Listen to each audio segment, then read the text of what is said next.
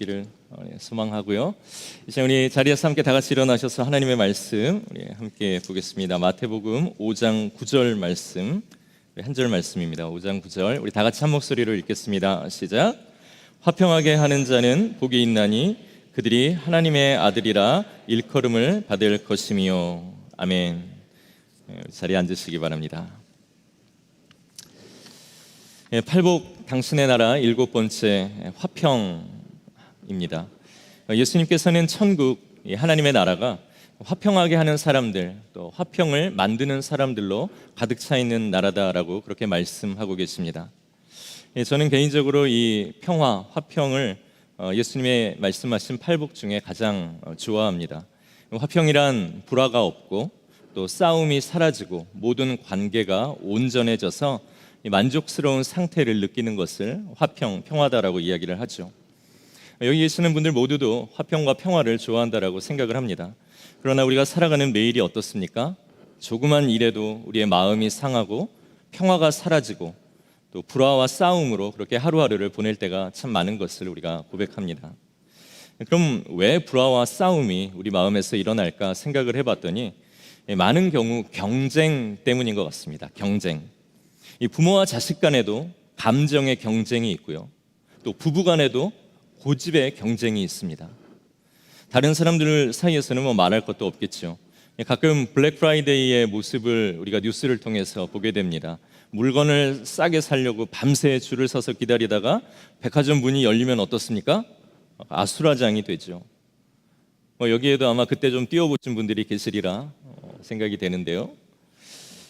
사람들끼리 경쟁이 일어나는 곳, 그곳에는 싸움이 있고 또 그러다가 밟혀 죽기도 하고 이 경쟁의 자리에는 평화가 없습니다. 그래서 저는 이 경쟁의 순간에 가급적 좀 져줍니다.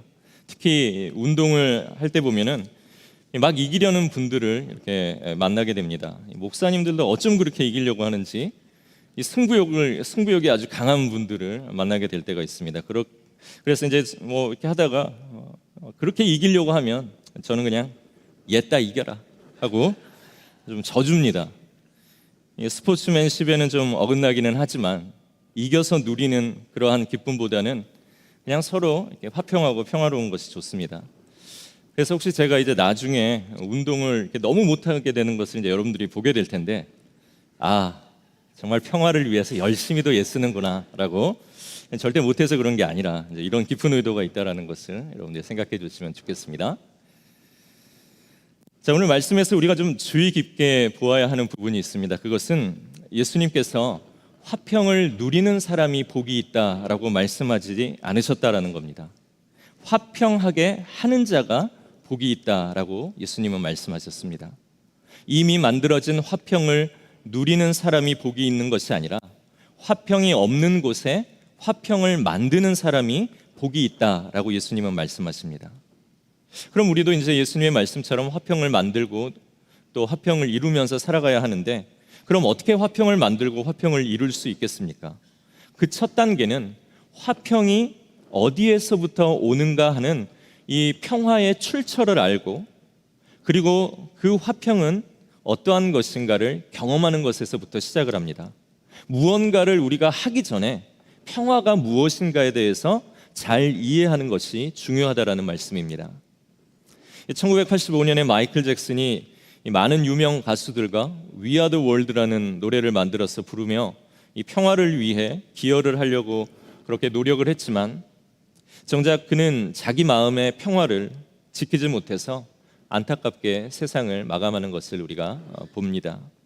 이 평화라는 것은 사람들 혹은 사람들의 어떤 좋은 의도에서 나오는 것은 절대 아니라는 것을 우리는 알 수 있습니다.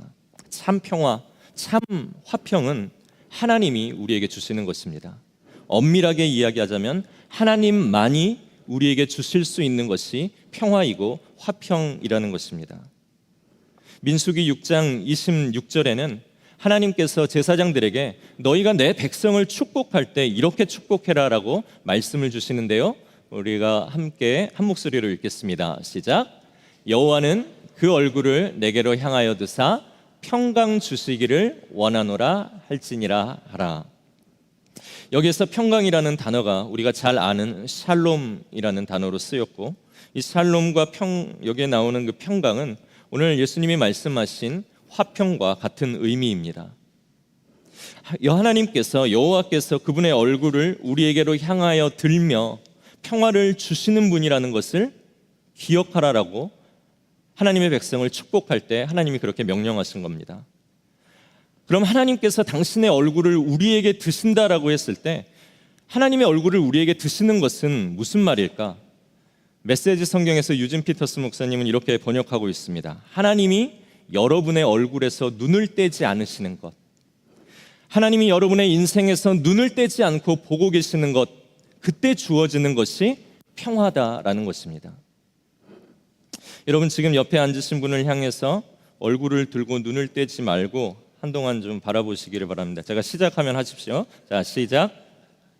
네, 어떻습니까? 네, 정말 무섭습니다.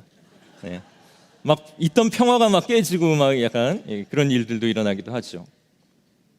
그런데 엄마 아빠가 자기 어린 자녀에게로 그 얼굴을 들어서 그 자녀에게 눈을 떼지 못하는 그러한 모습은 어떻습니까?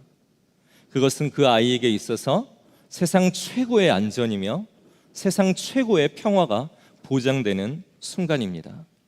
하나님께서 우리 인생에서 한시도 눈을 떼지 않고 그분의 얼굴을 들어서 우리를 보고 계신다라는 것은 바로 이러한 의미입니다. 우리를 그렇게 바라보시면서 우리가 누릴 수 있는 최고의 평화를 위해 하나님께서 그 평화를 주시겠다라고 약속하고 계신다라는 것이죠. 그래서 우리가 정말로 이 평화를 이루는 사람이 되기 위해서는 우리가 이루려고 하는 이 평화의 출처가 어디인가? 그 평화가 하나님으로부터 나온다라는 것을 우리가 믿는 것이 가장 먼저 우리에게 필요한 일이라는 것입니다. 그럼 하나님께서 우리에게 주시려는 평화가 여러 가지가 있겠죠. 우리의 삶의 평화, 가정의 평화, 직장의 평화, 여러 가지 많은 평화가 있을 텐데 하나님이 우리에게 주시려는 가장 중요하고 가장 우선시되는 평화, 그것은 무엇일까요? 그것은 바로 하나님과의 평화입니다. 하나님과의 평화.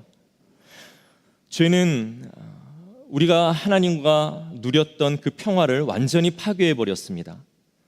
그래서 죄를 가지고 살아가는 인간은 자기를 지으신 하나님을 부정하게 되고, 또 죄는 세상을 위해 가장 완전한 그분의 명령과 그분의 말씀을 우리로 하여금 폐기하게 만들고, 결국 죄 있는 사람들은 자기 소견에 오를 대로, 자기 소견에 좋을 대로 살아가게 만듭니다. 그래서 바울은 로마서 5장 10절에 이런 우리의 과거를 하나님과 원수되었던 관계다라고 그렇게 표현하고 있습니다. 그런데 하나님은 어떻습니까? 우리가 죄에 눈이 가리고 마음이 가려서 하나님을 부인하고 그분의 말씀을 찾지도 않았지만, 하나님께서는 오늘 우리에게 한시도 그분의 눈을 떼지 않으므로 우리와의 파괴된 관계를 다시 회복하여서 그분이 지으신 이 땅의 피조물 모두가 영원한 지옥의 형벌이 아니라 천국의 영원한 생명을 얻기를 원하신 것입니다. 하나님을 믿어서 그분과 다시 화평을 이루고 이 땅에서 하나님 아버지의 눈길이 떠나지 않는 그러한 보호받는 자녀로 살게 하시고, 또 이 땅을 떠나서는 하나님이 준비한 천국에 나아가 천국의 시민으로 그분과 영원히 살 수 있도록 하나님께서 우리와 화평과 화목을 이루기를 원하신다라는 것입니다. 그래서 이곳에 계신 우리 모두는 지금 하나님과 화평을 이루고 그것을 누리는 은혜를 얻게 되신 줄로 믿습니다. 우리에게는 하나님께서 그래서 다른 화평, 다른 평화 전에 네가 나와 화평하였느냐, 그래서 네가 나의 구원을 얻었느냐, 나의 눈길이 너에게 떠나지 않도록 너를 붙잡아 두는 나와 너의 그 화목을 네가 이루며 살아가느냐 하는 것을 하나님께서는 우리에게 말씀하시고, 그 화평과 평화를 가장 먼저 우리에게 주기를 원하신다라는 겁니다. 이 하나님과의 평화가 그런데 누구 때문에 이루어진 것입니까? 바로 우리 구주 예수 그리스도를 통해서 이루어진 겁니다. 예수님이 하나님과 사람 사이의 중간에서 이 둘을 화평케 하는 분이 되셨습니다. 죄를 가진 우리를 하나님께서 무조건 용서하시는 것이 아닙니다. 그러면 공의로우신 하나님의 속성이 어긋나 그분은 공의롭지 못한 분이 됩니다. 하나님은 죄에 대해서 반드시 벌하십니다. 그리고 그 벌은 영원한 고통과 죽음인 지옥의 형벌입니다. 그러나 사랑의 하나님은 우리 인류가 그 죽음과 고통의 지옥의 형벌을 받는 대신에 자기의 독생자 예수 그리스도를 이 땅 가운데 보내시고 십자가에서 죄를 가진 인류가 당해야 할 그 모든 고통과 죽음을 그분에게 언도하시고 우리 대신 담당하게 하셨습니다. 그리고 예수님의 죽음이 내가 죽어야 할 그 죽음이라는 것을 알고 또 예수님이 죽으신 그 십자가가 하나님이 우리를 구원하시기 위하여 우리와 화목하게 하시기 위하여 우리에게 주신 생명의 길이라는 것을 믿는 누구에게나 하나님께서는 구원을 약속하시고 그 믿음을 가진 모두와 화목하게 되어 그를 하나님의 백성으로 천국의 시민으로 삼아주겠다라고 약속하셨습니다. 이것이 우리 기독교가 믿는 복음이고 십자가의 능력인 것입니다. 이 놀라운 일을 하나님과 사람 사이에서 우리 예수님께서 이루신 것입니다. 그래서 우리는 예수님을 피스메이커라, 화평케 하시는 분이다. 그리고 프린스 오브 피스다, 화평의 왕이시다라고 그렇게 부릅니다. 그래서 예수님께서 화평하게 하시기 위하여 하나님과 사람 사이에서 얼마나 큰 대가를 치러주셨는가를 우리가 생각하고 그분이 화평케 하심으로 말미암아 우리가 얼마나 큰 하나님의 은혜라는 결과를 그분의 평화를 얻게 되었는가를 우리의 마음에서 화평이 깨어질 때 늘 생각하고 그것으로 감사하고 그것을 찬양할 수 있어야 됩니다. 그때 하나님께로부터 오는 평화가 우리 안에 생기고 우리의 마음은 무너지지만 하나님이 주시는 하나님의 평안으로 우리의 마음이 위로를 얻게 되는 그 놀라운 하나님의 평화를 감당하고 경험하게 되는 것입니다. 저는 여러분에게 찬송가 412장을 이번 한 주 동안 기억하시면서 부르시라라고 그렇게 권면드리고 싶습니다. 이 찬송가 412장은 우리가 하나님의 평화를 경험하는 것에 큰 도움을 줍니다. 내 마음이 요동치고 내가 여러 가지 많은 문제로 인하여서 내 마음이 깨어질 때에 그리고 평화가 사라질 때에 예수님께서 나와 하나님 사이에서 어떠한 평화를 이루셨는가를 생각하고 하나님으로부터 오는 그 평화가 나의 문제를 이긴다라는 것을 늘 묵상하면서 오늘 나아갈 때 우리가 모든 것들을 해결하고 가졌기 때문에 평화가 아니라 그런 상황은 여전하지만 하나님이 그것을 이기게 하시는 하나님의 평안을 누리게 되는 그 놀라운 비결을 이 찬송 가운데서 발견하게 될 것입니다. 1절의 가사가 이렇죠. 내 영혼의 그 기 깊은 데서 맑은 가락이 울려나네. 하늘의 곡조가 언제나 흘러나와 내 영혼을 고이 싸네. 내 마음속에 솟아난 이 평화는 깊이 묻힌 보배로다. 나의 이 보화를 캐어 가져갈 자 그 누구랴 안심일세. 내 영혼의 평화가 넘쳐남은 내가 주님의 축복을 지금 받고 있기 때문이라. 내가 아침이나 저녁이나 주야로 주님과 함께 있기 때문에 내 상황과 상관없이 내 영혼이 주님 안에서 편히 쉬네. 우리 4절은 함께 반주가 없지만 우리 같이 불러보도록 할까요? 이 땅 위에 험한 길 가는 도 참된 평화가 어디 있나? 참된 평화가 어디 있나? 우리 모두 다 예수를 친구 삼아 참 평화를 누리겠네. 평화로다.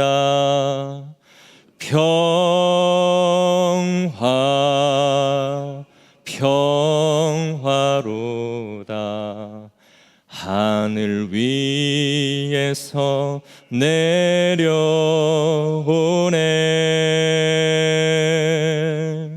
그 사랑의 물결이 영원토록 내 영혼을 덮으소서.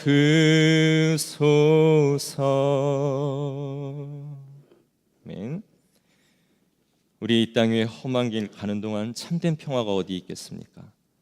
오직 평화의 출처는 우리 하나님이심을 기억하고 그분을 친구로 삼아 우리가 그분 안에서 살아갈 때 우리의 상황은 깨어졌을지라도 하나님이 주시는 놀라운 평화로 우리가 매일을 넉넉히 이기며 나아갈 수 있는 놀라운 하나님의 은혜가 우리에게 주어지리라 믿습니다. 오늘 평화를 주시는 하나님을 이번 한 주 깊이 묵상하면서 그렇게 마음의 평화가 깨어지는 상황에 우리가 이 찬양을 부르며 나아가는 저희들이 되기를 원합니다. 그리고 이제 우리가 하나님의 이런 화평을 이루도록 화평하게 하신 예수님을 본받아서 우리도 세상에서 화평을 적극적으로 이루며 나아가 살아가는 자들이 되어야 됩니다. 우리가 아까 설교 초반에 나누었던 것처럼 우리에게 불화와 싸움이 왜 생길까? 이유가 경쟁 때문이라고 그렇게 말씀을 드렸습니다. 그런데 그러면 그 경쟁은 도대체 왜 생길까 생각해 보면 우리가 시간에 너무나도 집착하고 있기 때문이다라고 보입니다. 내가 더 빨라야 됩니다. 내가 더 먼저 가야 됩니다. 내가 먼저 득점해야 되고 내 의견이 저 사람 의견보다 더 일찍 반영해야 되고 내 자녀는 다른 아이들보다 더 앞서가야 되고 나는 누구보다 더 일찍 성공해서 사람들이 이해할 수 없는 그런 앞에 서기를 원하는 이런 시간에 대한 집착이 경쟁을 만들어내고 이러한 경쟁이 결국 우리 사이에서 싸움과 갈등을 일으킨다라는 것입니다. 이 라르시 공동체라는 곳이 있습니다. 중증 장애인들과 일반인들이 함께 모여서 사는 그런 국제적인 공동체입니다.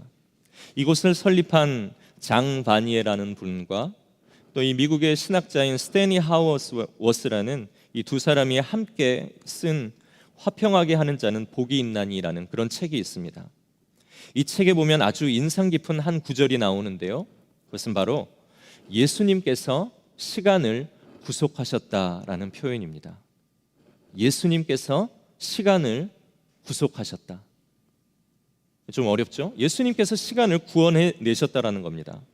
우리가 경쟁하고 싸움의 속도를 가지고 다른 누구와 함께 앞뒤 그리고 우선순위를 결정하며 보내는 것은 그 시간 내 평생 오래 살면 100세까지 사는 그러한 내 평생의 시간을 내가 어떻게 해서든지 구원해 보겠다라는 나의 욕망에서 나온 것이라는 겁니다.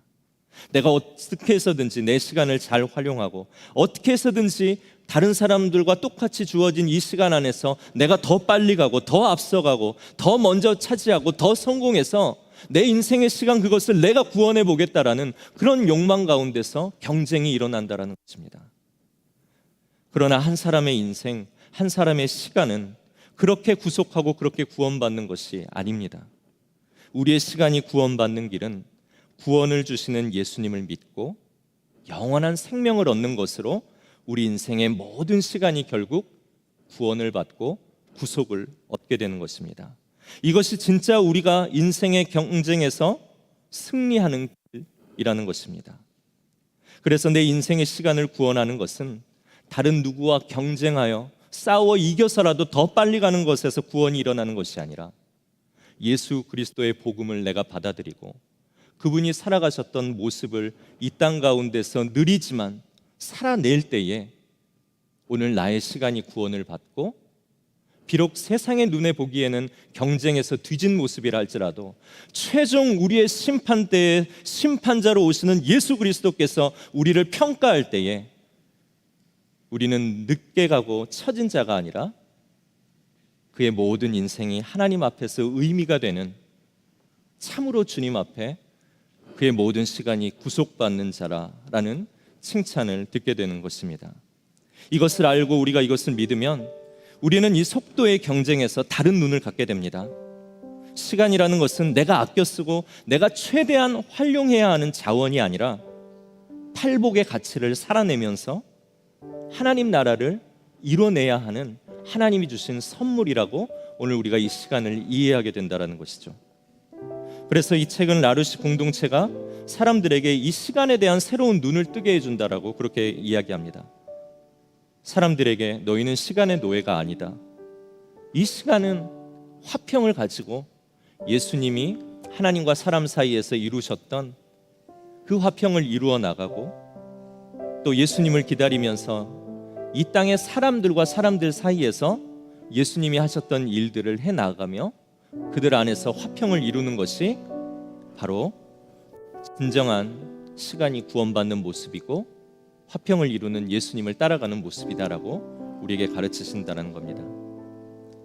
이 라르시에서 중증 장애인들과 평범한 사람들이 함께 살고 또 평범한 사람들이 봉사를 끝나면 또 돌아가고 또 새로운 사람들이 오는데요, 이 중증 장애인들과 함께 식사를 하면 한 2-3시간 정도가 걸린다고 합니다. 함께 예배를 드리면 그 사람들이 읽는 성경 한 절을 끝내기가 몇십 분을 참고 인내해야 된다고 합니다.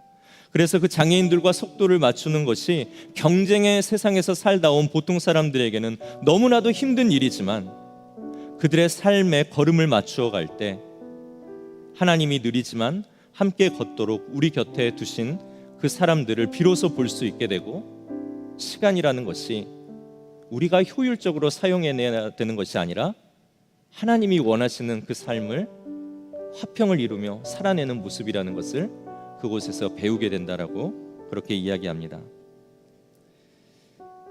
오늘 하나님의 눈길이 떠나지 않았기 때문에 우리가 구원을 얻고 하나님과 화목을 누리게 되었습니다.